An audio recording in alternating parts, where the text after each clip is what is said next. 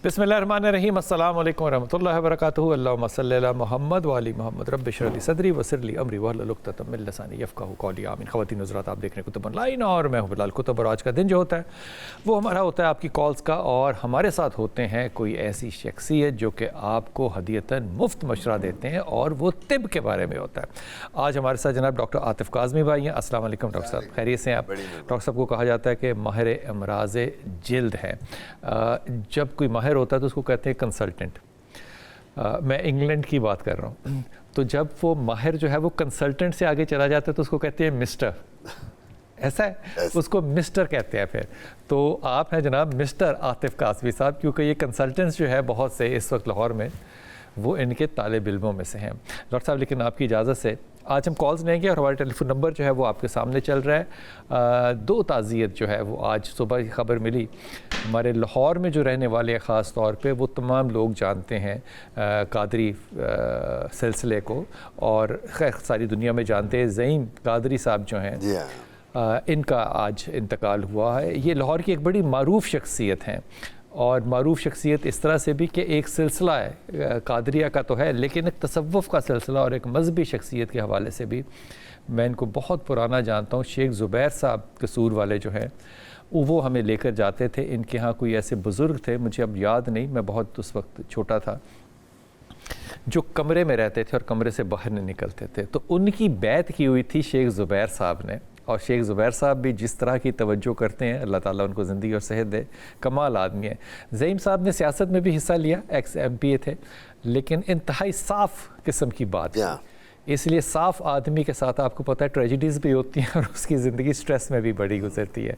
तो आखिरी अय्याम उन्होंने बड़े स्ट्रेस में भी गुजारे, लेकिन उसके बावजूद बड़ी शर्म और हया के साथ, एक डिग्निटी के साथ अपना इख्तलाफ भी गुजारा उन्होंने, और आखिरी वक्त बहुत डिग्निफाइड गुजारा। अल्लाह ताला उनके बहुत दर्जात को बुलंद करे। ज़ईम भाई को मेरे ख्याल में सियासी हलके नए आने वाले तालिब इल्म भी याद रखेंगे, और ख़ास तौर पे जो उन्होंने खिदमात की एज आ पॉलिटिशियन, वो जो है वो हमेशा उनके अजर के अंदर इजाफ़ा करेंगे।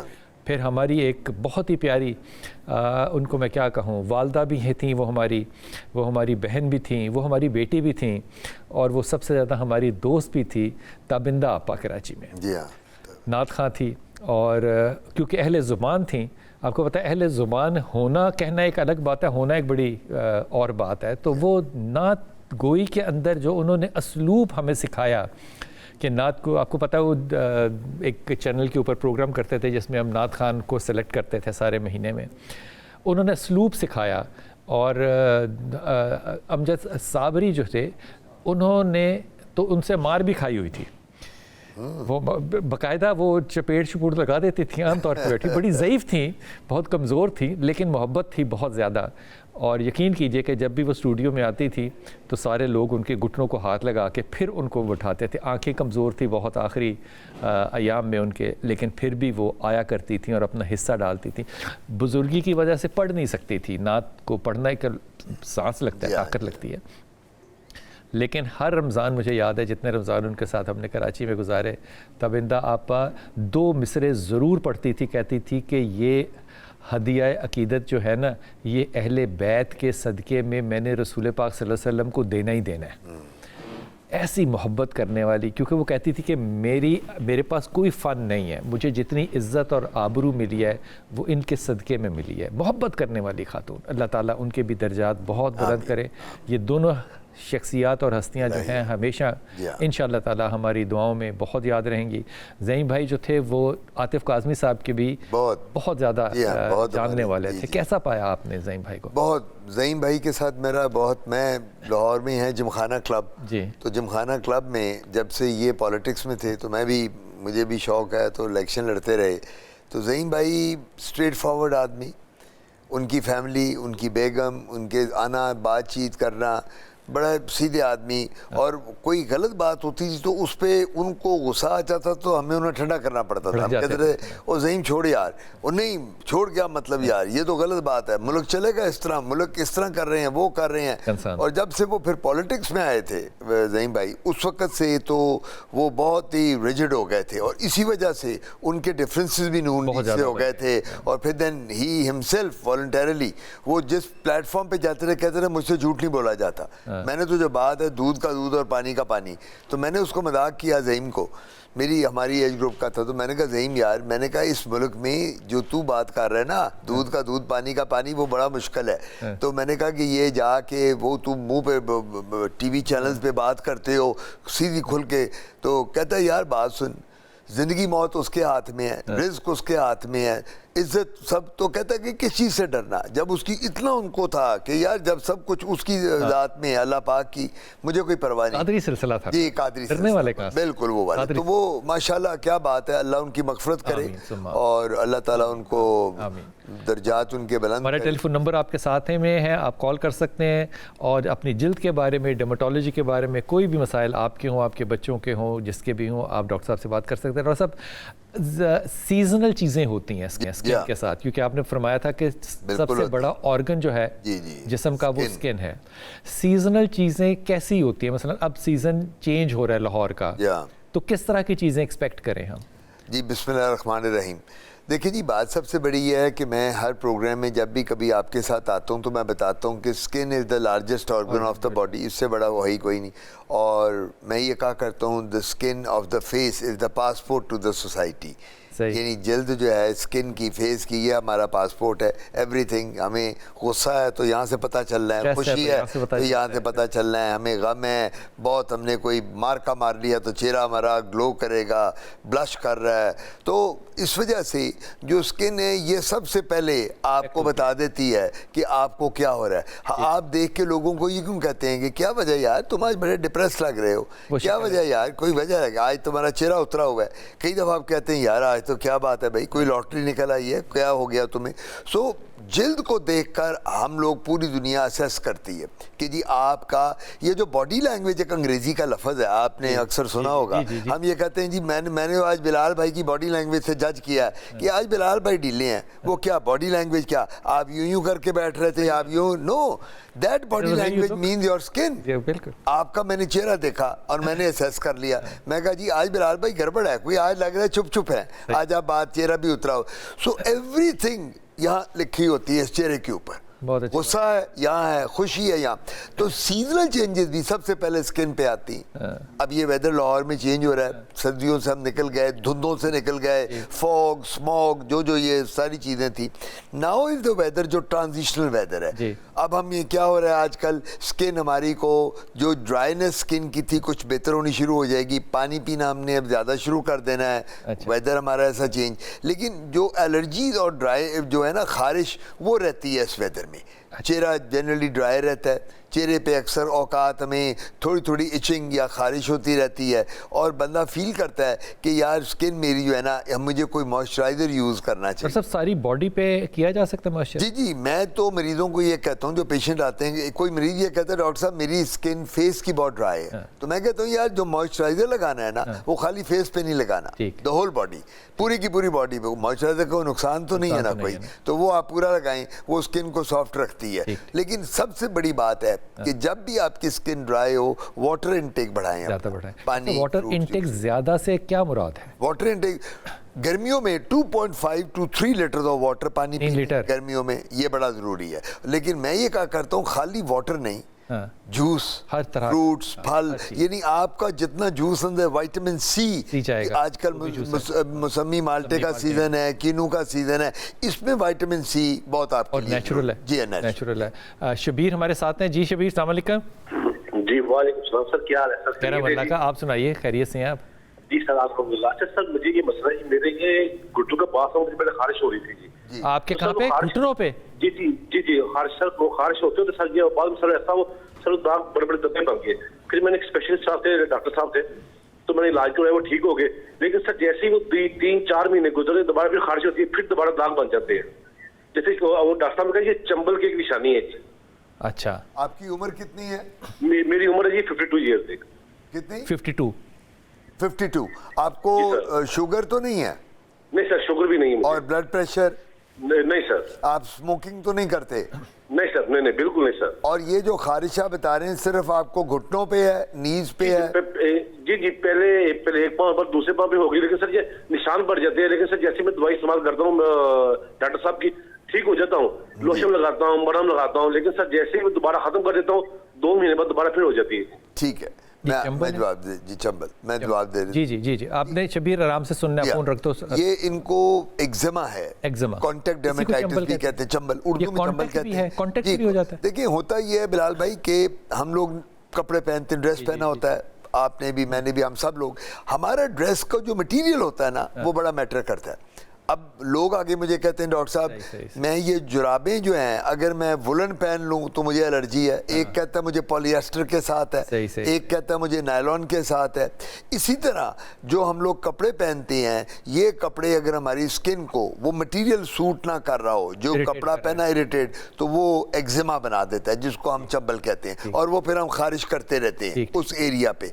कुछ लोगों को एक्जिमा जो होते हैं ये जेनेटिक होते हैं, अच्छा, जीन्स में, ये नीलेट से आपके पेरेंट्स में किसी को एक्जिमा था, आपके चचा मामू ताया पुप्पो में आप में आ गया, लगने वाली नहीं है ये बीमारी, कंटेजियस नहीं है। नो नो, मरीज मुझे आगे कहता है डॉक्टर आतिफ ये मुझे बताएं कि ये बीमारी मुझसे मेरी बीवी को तो नहीं लगेगी, मेरे बच्चों को तो नहीं लगेगी। नो, एक्जिमा लगता नहीं कभी, कंटेजियस नहीं है, ये जेनेटिक हो सकता है, जीन्स में आता है। तो इसके लिए क्रीम्स लगानी पड़ेगी, मॉइस्चराइजर, या सबसे बड़ी बात है जिस तरह मैं अभी पहले भी बात में आपसे कह रहा था कि मॉइस्चराइजर जो है आइडियल होता है जो बंदा यूज करे, उसके साइड इफेक्ट कोई नहीं, और उसके साथ हम उनको क्रीम देते हैं 1% हाइड्रोकॉर्टिसोन जिसके साइड इफेक्ट नहीं होते, वो आम OTC है पूरे दुनिया में। आप इंग्लैंड, यूरोप, अमेरिका चले जाओ, 1% हाइड्रोकॉर्टिसोन मिल जाती है इन एनी फॉर्म।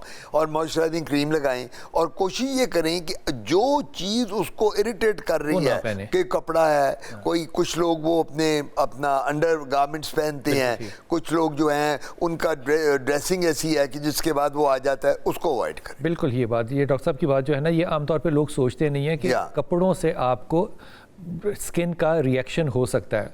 मैं हमेशा से देखता हूं कि मैं अगर रेशम पहन लूं, रेशम तो वैसे को मन है, अगर कोई किसी चीज़ में हल्का फुल्का भी रेशम हो तो मुझे उससे इचिंग शुरू हो जाती है। बिल्कुल होती है। तो वो अपने आप को जज करना पड़ता है कि किसको किससे है। मैं बिलाल भाई इसमें एक बताता चलूँ, मेरे पास मरीज आता है ना, अब स्किन वाले के पास तो जिसने आना है खारिश के साथ ही आना है, उसके अलावा तो नहीं। डॉक्टर साहब मुझे बड़ी खारिश है, डॉक्टर साहब मेरी एलर्जी नहीं जा रही, तो मैं उससे क्या कहता हूँ, मैं कहता हूँ मैंने इलाज नहीं करना, अपना इलाज खुद करो। कहता वो किस तरह, मैं कहता हूँ रीजन ढूंढो। एक बंदा कहता है जी मुझे बीफ के साथ एलर्जी है, बिल्कुल। एक कहता है मुझे अंडे के साथ एलर्जी है, एक कहता है सी फूड के साथ एलर्जी है, एक कहता है जी मैं अगर चिकन खा लूँ तो एलर्जी है। मैं कहता हूँ छोड़ दो इन चीज़ों को। कई बंदे ये भी कहते हैं मुझे बीवी से एलर्जी है, मैं कहता हूँ उसको ना छोड़ना। उसका इलाज मैं नहीं बता सकता, उसका बड़ा मुश्किल है। और मैं तो ये भी नहीं कह सकता मुझे भी एलर्जी, मुझे भी एलर्जी। जी अस्सलाम वालेकुम। वालेकुम सलाम। जी मेरा बेटा। जी बिलाल भाई कैसे हैं आप? जी अल्लाह का शुक्र है। शबीना हुक्म कीजिए, कहाँ से बात कर रही हैं आप? बहुत मैं शौक से आपका प्रोग्राम सुनती हूँ डॉक्टर साहब, और मैं कसम से आपकी बहुत बड़ी फैन हूँ। हमें यकीन है आपकी बात पे। आप कहाँ से बात कर रही हैं शबीना? जी मैं मरी से बात कर रही हूँ। मरी से? अच्छा, मरी का पहले तो मौसम बताओ ना कैसा है? मौसम तो बहुत अच्छा है, अभी ठंड है काफी। तो माल रोड भरा पड़ा है या खाली है? जी माल रोड भरा पड़ा है या खाली है? नहीं नहीं, हम उससे मतलब दूर है, 1 घंटे की मुसाफत पे हैं, लेकिन उससे दूर है। ठीक ठीक ठीक, हुक्म कीजिए शबीना, हुक्म।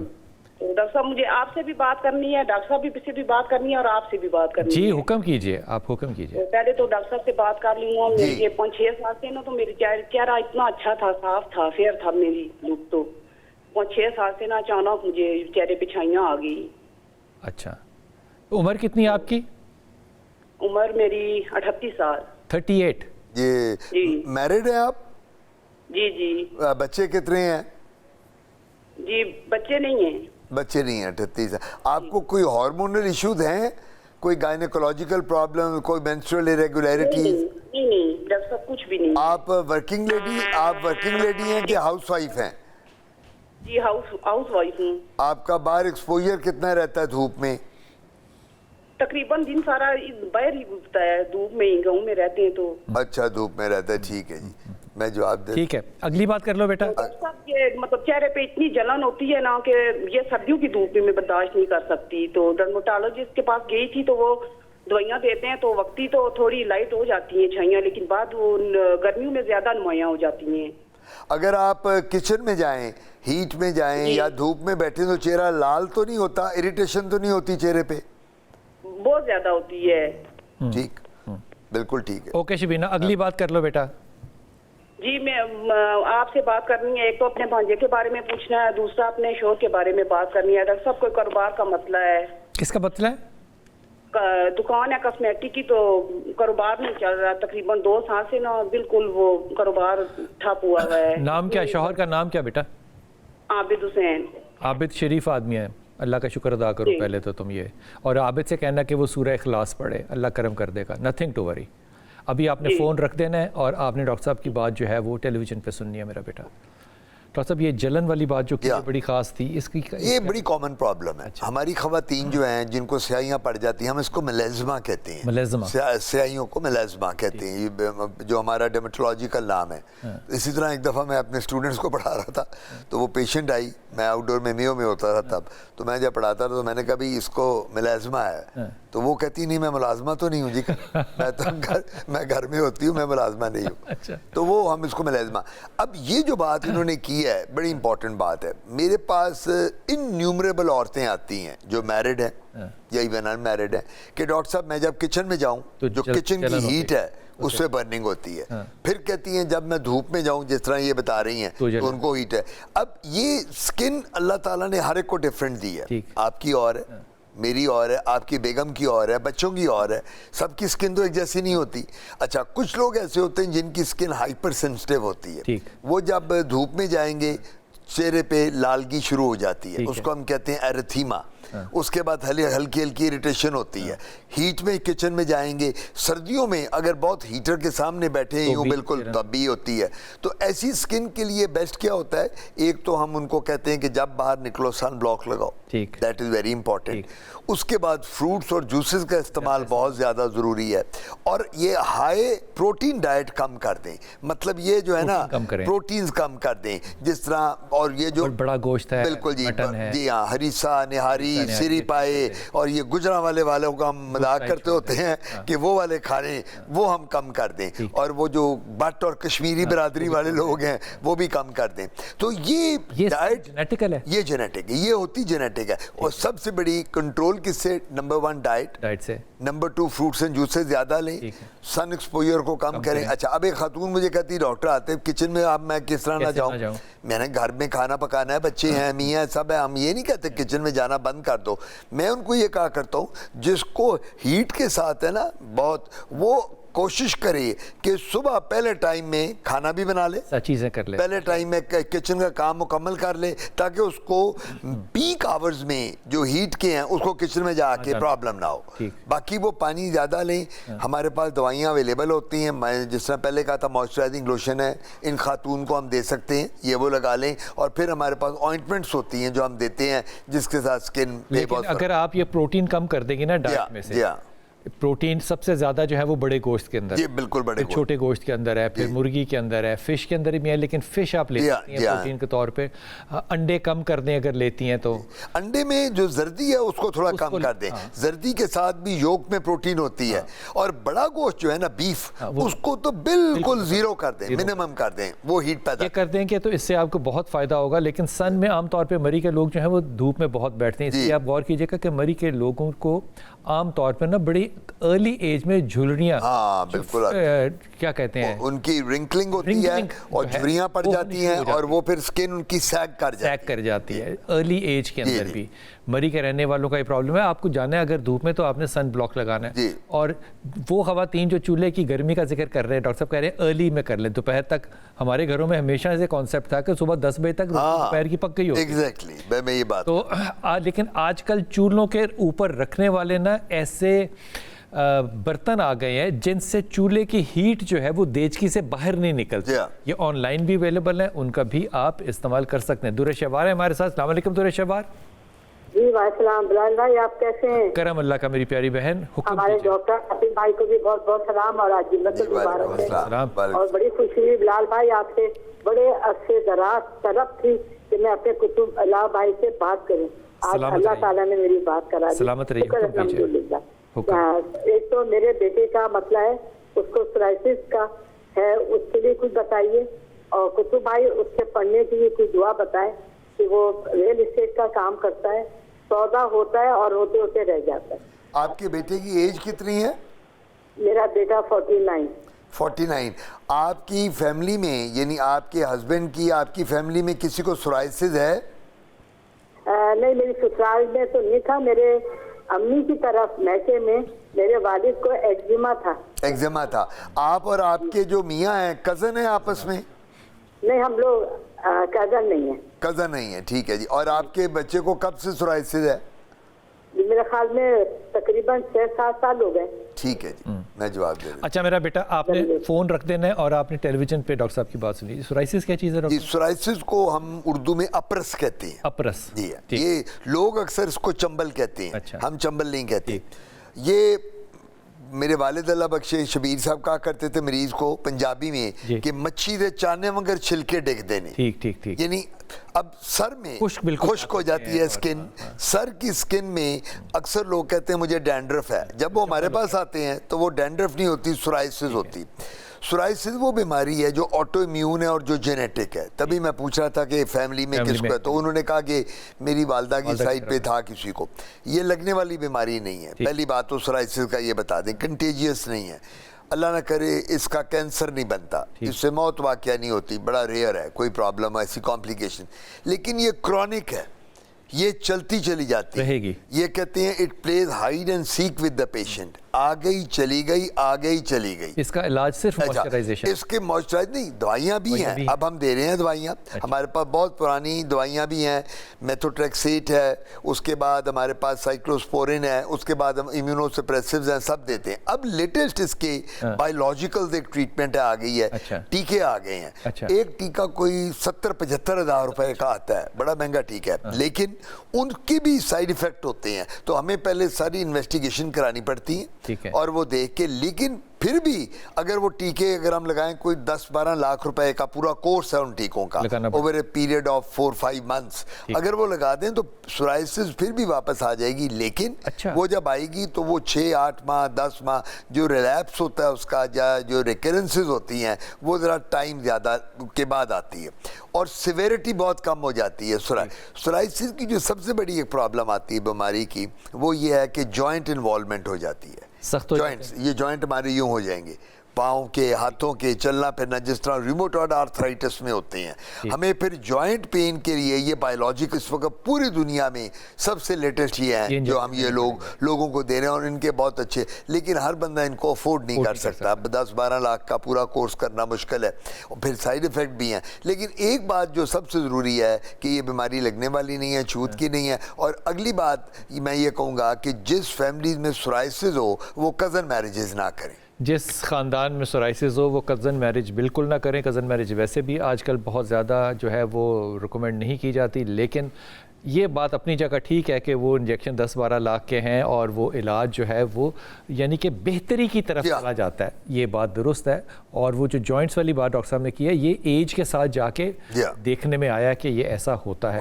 लेकिन ये चीज़ें हेल्थ कंसर्न जो है, मेरे ख्याल में इसको हुकूमत को थोड़ा सा गौर करना चाहिए कि जो महंगी चीज़ें हैं और जो महंगी मेडिसिन हैं, उनके लिए लोगों के लिए कोई आसानी करें, या सब्सिडी हो हॉस्पिटल्स के अंदर, सरकारी हस्पतालों में, कि लोग वहाँ से सस्ती दवाई जो है वो ले सकें। आई एम श्योर कि मरियम साहिबा इस बात को सुनेंगी तो इस पर तवज्जो भी देंगी। एक छोटा सा लेते हैं वक्फा और वापस आते हैं।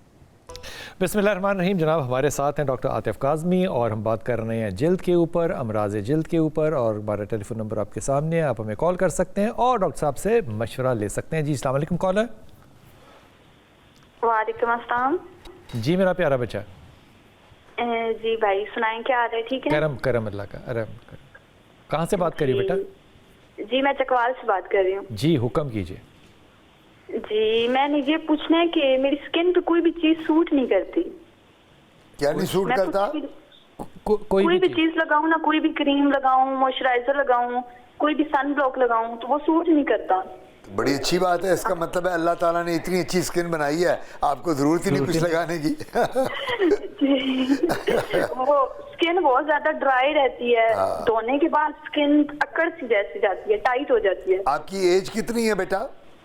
मेरी एज 19 साल। और अभी पढ़ रही हैं आप?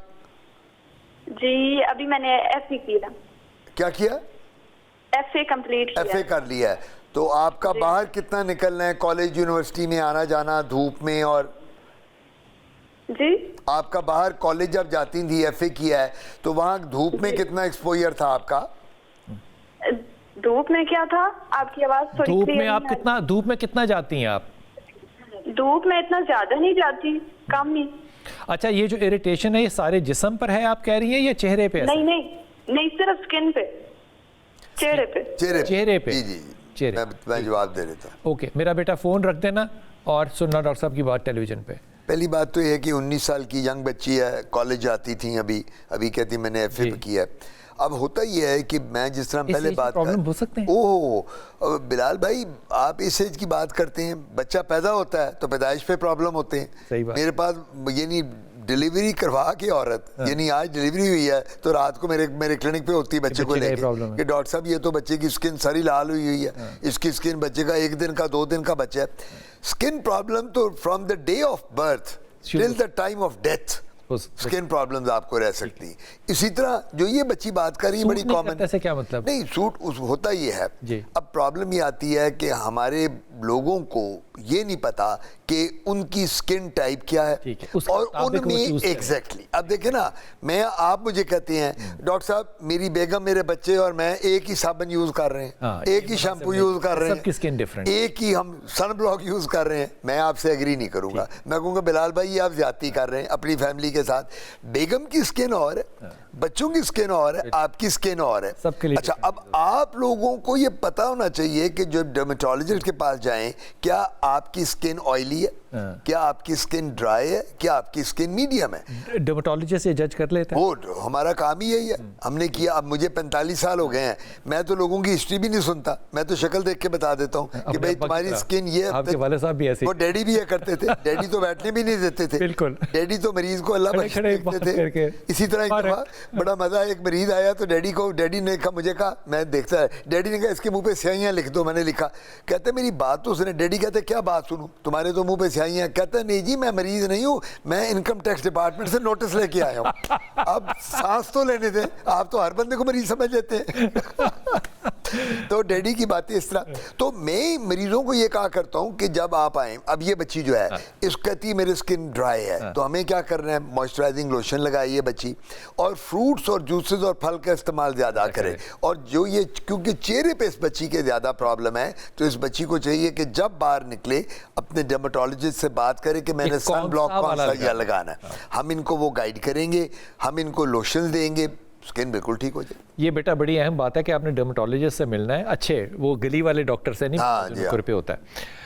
मैं उसको बहुत अच्छा डॉक्टर समझता हूँ, लेकिन वो स्पेशलिस्ट नहीं है इस बात का, ताकि वो आपको बताए कि आपकी स्किन के लिए कौन सा मॉइस्चराइज़र और आपकी स्किन के लिए कौन सा सन ब्लॉक चाहिए। सो वो स्पेसिफिक होगा तो इंशाल्लाह ताला बिल्कुल अफाका होगा। जी अस्सलाम वालेकुम कॉलर। जी अस्सलाम वालेकुम। वालेकुम सलाम। सर बिलाल असगर बात कर रहा हूँ लाहौर से। जनाब अली। जी जी। अच्छा सर, डॉक्टर साहब से मैं क्वेश्चन ये करना चाह रहा हूँ कि मेरे 2 इशू हैं स्किन के हवाले से ना। एक तो पैरों की जो उंगली है ना, इसके अंदर ये है कि ये सर्दियों में ना जैसे गल जाती है ना, मतलब खारिश रहती है, इरिटेशन है, मतलब वजू करते हैं तो उसमें नमी रह गई, या सुबह मतलब सॉक्स वगैरह आपने पहन ली वजू के बाद, तो वो अक्सर फिर उनमें खारिश और रेडनेस और वो एक रहता है। एक इस जगह पे इशू है। दूसरा अंडर लेग्स में जो साइड वॉल है ना, यहाँ पे रेडनेस और मतलब इसमें इरिटेशन का वर्ड भी यूज कर सकते हैं उसमें, लेकिन इसमें ये कि वो स्किन जैसे खराब हो जाती है ना, उसका मतलब वो अल्लाह का शुक्र है सुबह वॉक वगैरह मैं करता हूँ नमाज के बाद, तो वो जब आपकी मूवमेंट होती है जैसे स्किन रगड़ती है, तो वो उसमें फिर वो रेडनेस और वो इस तरह क्या रहता है, तो उसमें क्रीम वगैरह कोई मतलब यूज कर लेते हैं वैसलीन, तो वक्ती तौर के कभी ठीक हो गया, मतलब वही क्रीम अब दोबारा यूज करते हैं तो नहीं ठीक होता। तो इस पे थोड़ी ज़्यादा गाइडलाइन दीजिएगा, और अगर कोई मेडिसिन बता सकते हैं कोई तो वो मुझे बता दीजिएगा।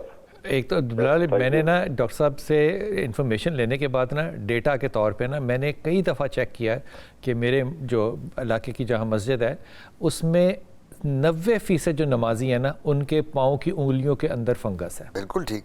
और उसकी बुनियादी वजह ये कि वो गीला रखते हैं। बिल्कुल ठीक, आपकी बात 100% ठीक है।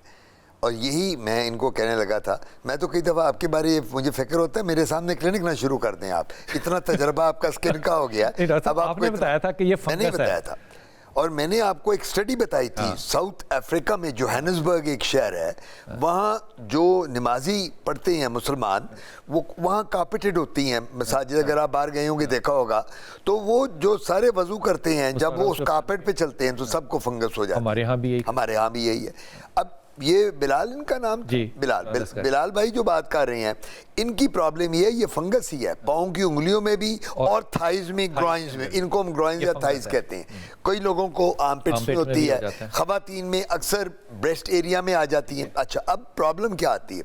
मैं मरीजों को ये कहता हूँ कि आप जब वजू करें, जब भी एक छोटा सा टिश्यू पेपर साथ रखें, आपने पाँव को ड्राई किया और आपने नमाज पढ़ ली। आपने जब शावर लेके नहा के निकलना है, हमारे लोग क्या करते हैं, नहाए सबसे पहले वो टॉवल से बॉडी को ड्राई करते हैं और पाँव को ड्राई नहीं करते, उसी में जुराब पहनी, जूता पहना और दफ्तर चले गए। अब जब वो नमी पैदा होगी, मॉइस्चराइजर पाँव में पैदा होगा, तो पाँव की उंगलियों में वो वाइट मैसरेशन आ जाएगी। इसको हम कहते हैं टीनिया पीडस। दूसरा नाम इसका एथलीट्स फुट। ये बड़ा कॉमन है, लेमैन टर्म एथलीट्स, क्योंकि एथलीट्स जो होते हैं उनमें पसीना आता है, उनके पाँव में होते रहते हैं। बिल्कुल। सो सबसे बड़ी बात क्या है, अंग्रेजी में जो कहा जाता है, prevention is better than cure. ये फंगस है, ये फंगस है। तो आपकी प्रिवेंशन क्या है? आप वजू करें, नमाज पढ़ें, पहले पाँव ड्राई करें, नमाज पढ़ लें, नहा के निकलें, पाँव को ड्राई करें, जूता। लेकिन एंटी फंगल तो लगाना पड़ेगा। नहीं, दवाई तो लेनी है। ओरल एंटी फंगल भी मिलती हैं और लगाने वाली भी मिलती हैं। फिर हम वो देख के उस हिसाब से दवाई देते हैं। दूसरी ज़रूरी बात मैं बता दूं, होता क्या, ये बड़ी मैं ज़रूरी बात करने लगा हूँ, जो टेक होम मैसेज है हमारे सुनने वालों के लिए। हम लोगों ने वॉशरूम में, बाथरूम में एक जूता रखा होता है, स्लीपर, जो सारे वजू करने के लिए पहनते हैं। बिल्कुल। आप गए, आपने पहना, बेगम साहब गई, उन्होंने पहना, बच्चे गए, उन्होंने पहना। हमने ये काम नहीं करना। उसके लिए होता क्या, अगर आपके पाँव में फंगस है तो आपकी बेगम गई, उनको हो गया, बच्चे गए, उनको हो गया। तो मैं क्या करता हूँ, शेयरिंग के साथ प्यार मोहब्बत नहीं बढ़ता, शेयरिंग के साथ बीमारियां बढ़ती हैं। क्या खूबसूरत। और ये बात जो है, ये होटल्स के ऊपर भी आती है, बिल्कुल आती है, रखे होते हैं और किसी ने वो इस्तेमाल किए होते हैं। लेकिन बिलाल असगर, ये बात जहन में रख लो कि ये फंगस है, और मैं तमाम वो लोग जो कि बाकायदगी से नमाज पढ़ते हैं या नहीं भी पढ़ते हैं, सबको जब उन्होंने अपने आप को ड्राई करना है ना, तो ये सीरियस कंसर्न है। तौलिए के साथ उंगलियों के दरमियान में से आपने पानी खुश्क करना है जुराब में पहनने से पहले। नहीं करते तो ये फंगस आपको होता है। फिर अगली बात ये कि जो आपने वो पानी से गीला किया कारपेट को, आप सोचिए कि वहाँ पे जो सजदा करेगा उसके माथे पे फंगस जाएगा, उसके चेहरे पे फंगस जाएगा। सो ये फंगस है, इसका इलाज कराना पड़ेगा। ये एथलीट्स फुट है, इसको डॉक्टर साहब ने कहा, लेकिन आपने डर्मेटोलॉजिस्ट से मिल के ओरल या लगाने वाली क्रीम्स ले सकते हो। जितना डॉक्टर साहब ने कहना ना, उतना इलाज करना है। क्योंकि मुझे इस बात का अंदाज़ा है, मेरे फादर को ये था सिलसिला, तो ग्रॉइंस के ऊपर उनको फंगस हो जाता था, तो ठीक हो जाता था। डॉक्टर साहब कहते थे कि इसको अभी कंटिन्यू कर। बिल्कुल, ये बात है। बस ये जो कंटिन्यू वाली बात आपने की ना, होता क्या है, मरीज एक हफ्ता लगाता है दवाई ग्रॉइंस में या पाँव में, फर्क पड़ गया छोड़ देता है। हम मरीज को कहते हैं 3-4 वीक्स लगाने, ठीक होने के बावजूद भी। अब लेंगे जनाब एक वक्फा और वापस आएंगे और डॉक्टर काज़मी साहब हमारे साथ होंगे। बिस्मिल्लाहिर्रहमानिर्रहीम। डॉक्टर आतिफ काज़मी हमारे साथ हैं, स्किन पे बात हो रही है जनाब, और हमारा टेलीफोन नंबर आपके सामने है। सवाल मेरे जहन में था जो पूछूं, लेकिन वो पूछूंगा। डॉक्टर साहब, सवाल आपने जहन में रखना है, नेल्स के ऊपर भी क्या फंगस होता है, नाखूनों के ऊपर, और किस तरह का होता है, पता कैसे चलता है? लेकिन कॉलर से पहले बात कर लें। अस्सलाम वालेकुम कॉलर। अस्सलाम वालेकुम बिलाल भाई। वालेकुम अस्सलाम मेरा प्यारा बच्चा, हुक्म। बिलाल भाई, डॉक्टर का भी अस्सलाम वालेकुम। वालेकुम अस्सलाम। डॉक्टर साहब, मैं जो सा भी तेल इस्तेमाल करती हूँ ना, मेरे सर में दाने हो जाते हैं और खारिज भी होती है। तेल कौन सा इस्तेमाल करती हो? कौन सा भी, सरसों, आमले का हो या नारियल का हो। अच्छा, तो ना करो। कौन सा भी लगाती हूँ ना, दाने बन जाते हैं। तो ना करो ना, क्यों करती हो? तो ऐसे सूखे बाल भी अच्छे नहीं लगते है ना। सही कह रही है। कुछ पूछना डॉक्टर साहब? तो आपकी एज कितनी है, उम्र कितनी है? 40 साल है। अच्छा, तो आपको तेल कब से इस्तेमाल कर रही हैं आप? तेल तो हम शुरू से इस्तेमाल कर रहे हैं, जब से पैदा हुए। नहीं तो क्या, जिस तरह बिलाल भाई ने कहा है, तेल इस्तेमाल करना बहुत ज़रूरी है आपके लिए, ना करें। अब तो नए शैम्पूज आ गए हैं, लोशंस आ गए हैं जो डॉक्टर साहबान प्रिस्क्राइब करते हैं, आप वो यूज़ करें। क्यों, अगर एक चीज़ बार बार ख़राब करती है, आप उसी के पीछे लगी हुई हैं? बेटा भाई वो बाल जब सूखा सूखा होता है तो तेल अगर बाल सूखे होते हैं बेटा तो हमारे पास लोशन भी हैं, शैम्पूज भी हैं। अब तो तेल दुनिया में यूज़ ही नहीं किया, बहुत मिनिमम यूज़ किया जाता है। दुनिया इतनी एडवांस कर गई है। आपको अगर प्रॉब्लम है, ये जो आप बात कर रही हैं ना, ये इसको हम फॉलिकुलाइटिस कहते हैं। ये बिलाल भाई एक बीमारी है जो तेल लोग यूज़ करते हैं। मैं ये भी पोर्स भी बंद हो जाते हैं। जी हाँ, वो होता ये था कि सरसों का तेल ये बड़ा होता था, कोकोनट, सरसों का। और वो ये कहा करते थे पुराने ज़माने में कि जी अगर आप तेल की मालिश करेंगे ना तो आपका दिमाग बहुत तेज़ होगा, आप बहुत बड़े डॉक्टर बनेंगे, बहुत बड़े इंजीनियर बनेंगे, आप बड़े बड़े कंप्यूटर के साइंटिस्ट होंगे, ये तेल की वजह से। वो ये कहते थे। तो ये आप अब बता रहे हैं? लोग कहते होते थे कि जी आप तेल लगाओ, मालिश करो, आपकी जो है ना ब्लड वेसल, वो जनाब दिमाग आपका इतना तेज होगा कि आप दुनिया के आइंस्टाइन बन जाएंगे। हर बंदा आइंस्टाइन पैदा होगा। तो बात ये है कि ये जो तेल होता है ये फॉलिकुलाइटिस करता है। ये हमारी रूट फॉलिकल में जाके हेयर फॉलिकल जो है उसकी बालों की, उनको ट्रॉमेटाइज करता है, उनको तोड़ता है और वहाँ इन्फेक्शन होती है। तो मैं ये कहा करता हूँ मरीजों को कि अब वो ज़माना ख़त्म हो गया तेल लगाने वाला। अब आप वो यूज़ ना करें, ये एक्जिमा बना देता है, सर में खारिश होती है, दाने बन जाते हैं, पानी निकलता है, पीप बन जाती है। हम लोशन देते हैं, ये जो कह रही है ना बीबी के मेरे बाल वो बड़े बड़े डल हैं, ड्राई हैं, हमारे पास सब चीज़ें अवेलेबल हैं। डर्मेटोलॉजिस्ट के पास जाएं, वो इनको दवाई देंगे, इंशाल्लाह इनके बाल बिल्कुल हेल्दी एंड फ्रेश हो जाएंगे। ये बेटा याद रखना कि ये तेलों वाला सिलसिला ख़त्म करो, ये जड़ों के अंदर जाके बंद हो जाते हैं। एक पुरानी मिथें थी जो कि ज़ाहिर है हमारे बड़े जो है वो हमेशा कहते थे, इसलिए थोड़ा सा एहतियात करना, डर्मेटोलॉजिस्ट से मशवरा लेना। इसके लिए जितनी रेंज ऑफ मॉइस्चराइज़र अवेलेबल है, आप हैरान हो जाएंगे कि इतने मॉइस्चराइज़र अवेलेबल हैं। कॉलर है हमारे साथ। अस्सलाम वालेकुम हुसैन। अस्सलाम वालेकुम। वालेकुम अस्सलाम। क्या नाम बताया था आपने अपना? सर वादी हुसैन नाम है मेरा जी। वादी हुसैन। वादी हुसैन, कहाँ से बात कर रहे हो वादी हुसैन? गुजर खान से जी। जी हुक्म। सर मैं 3 महीने से कोशिश कर रहा हूँ आपसे बात करने की, मेरी बात नहीं हो रही, बड़ा परेशान हूँ। मेरी डॉक्टर साहब भी और आप भी मेरी कहानी पूरी सुन ले। मेरी बीवी बीमार है 1 साल से, उसको खारिश है और खारिश इस तरीके है कि जिस्म पर कोई एक दाना नहीं है, निशान नहीं है, बिल्कुल जिस्म साफ है। अच्छा। उसकी उम्र है 73 ईयर, लेकिन खारिश होती है। खारिश होती है तो जो जिस्म के अंदर से कुछ चीज निकलती है, सुंडी टाइप, जू टाइप, या कोई ऐसी मैल की तरह, ऐसी जैसे मैल होती है उसके अंदर से निकलती है। उम्र कितनी है? 73। मैं 6 महीने तक हम जो स्किन स्पेशलिस्ट से इलाज कराते रहे, वो एक किस्म की लोशन और क्रीमें देते रहे, उससे कोई फर्क नहीं। वादी हुसैन मुझे ये बताओ, आपने कहा कि उसके जिस्म में से सूंडी निकलती है? बस जू कह ले या सुंडी कह ले, मतलब उसको महसूस होता है कि ये मेरे जिस्म में। हाँ, मैं यही सवाल कर, महसूस होता है, निकलती नहीं है, उसको लगता है ऐसा है। इसका जवाब दे रहे हमें मैल नजर आती है। ठीक है ठीक है ठीक है। और अगली कोई बात?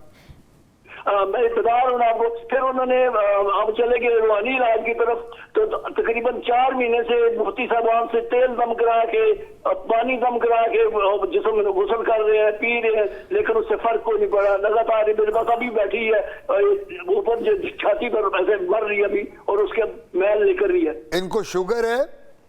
शुगर नहीं है। ब्लड प्रेशर है? ब्लड प्रेशर थोड़ा बहुत होता है कभी। ठीक है जी, मैं जवाब देता हूं। किडनी का भी इशू हो सकता है? जी जी, किडनी का, लिवर का, मैं इनको जवाब देता हूँ। आपने फोन रखना है और मेरा भाई आपने टेलीविजन पे बात सुननी है। ये जो बीमारी है ना, जो 73 ईयर्स ओल्ड हैं, ओल्ड एज है, जी। और जो मरीज आके ये कहते हैं डॉक्टर साहब मेरे तो कोई चीज़ें कीड़े चल रहे हैं जैसे, डॉक्टर साहब मैं तो कोई पकड़ लेता हूँ। इसको कहते हैं पैरासिटोफोबिया और एक्रोफोबिया। ये बीमारी है, ये साइकोलॉजिकल, साइकाइट्रिस्ट इसको ट्रीट करते हैं हमारे साथ, वाले नहीं करेंगे हमारे साथ। अब मरीज आता है, मरीज आके कहता है जो ये कह रहे हैं, मरीज कहता है कि जी मेरी बीवी जो है जिस तरह बता रहे हैं, रात को उसको दाने निकलते हैं, पकड़ती है, कीड़ा पकड़ लेती है, हमें नजर नहीं आता। वो कहती है मेरे कीड़े क्रॉल कर रहे हैं बॉडी पे। ये साइकोलॉजिकल, ये स्ट्रेस और एंजाइटी की है। तो पैरासिटोफोबिया का मतलब है कि पैरासाइट्स, एक्रोफोबिया का मतलब कि जरासीम उसको फील होते हैं और वो कर रही होती है, जिस तरह जुएं नहीं पड़ जाती सर में, वो कहती है मेरे जिस्म पे जुएं पड़ी हुई हैं और वो पकड़ती हैं। तो ये प्रॉब्लम जो है स्किन के साथ, हम तो इलाज करते हैं, हम उसको एंटी हिस्टामिन देंगे, दवाई देंगे, क्रीम देंगे, लेकिन साइकाइट्रिस्ट को दिखाना बहुत ज़रूरी है। भाईजान, ये आपने वादी हुसैन जहन में रख लेना है कि ये नफसियाती मसला है। आपने स्किन के लिए जो किया बहुत अच्छा किया, लेकिन आप इस्लामाबाद जाइए और वहाँ पे एक अच्छे साइकाइट्रिस्ट के साथ यही बात कीजिए। जैसे डॉक्टर साहब ने इसको 1 सेकंड के अंदर बताया कि नफसियाती मरीज़ हैं, और ये बात बहुत कॉमन है कि ये लगता है ऐसा, ये सिम्टम्स हैं। इसलिए वक्त ना ज़ाया करना, तेल दम करने से या आमलीन के पास जाने से कुछ भी हासिल नहीं होना। इस उम्र में बीवी की खिदमत करो। डॉक्टर साहब बहुत शुक्रिया, वक्त बिल्कुल ख़त्म हो गया। तो बिंदा आपा और ज़ईम के लिए आपसे दरख्वास्त है कि आप जब दोपहर को नमाज़ पढ़ें तो ख़ास तौर पर उनके लिए फ़ातिहा ज़रूर पढ़िए। अल्लाह इन दोनों को आसानी अता फरमाए और इन ज़कात को बुलंद फरमाए। आमीन सुम्मा आमीन या रब्बुल आलमीन।